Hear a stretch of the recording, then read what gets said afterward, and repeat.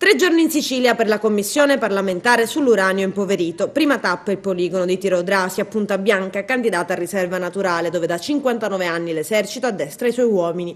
Compito della commissione: verificare la corretta applicazione delle misure di sicurezza sul lavoro e ambientali.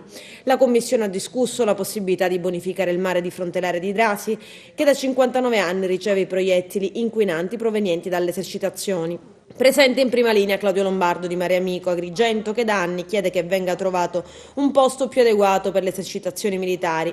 Diversamente anche la bonifica sarebbe inutile. Poi Lombardo è stato ascoltato per più di un'ora dalla Commissione parlamentare d'inchiesta sull'uranio impoverito. L'incontro si è svolto in prefettura a Caltanissetta il giorno dopo.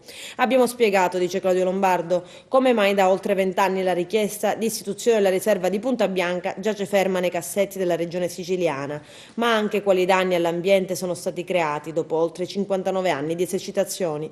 Abbiamo anche chiesto, continua l'ambientalista agrigentino, di supportare la regione siciliana nel trovare un'alternativa a Drasi.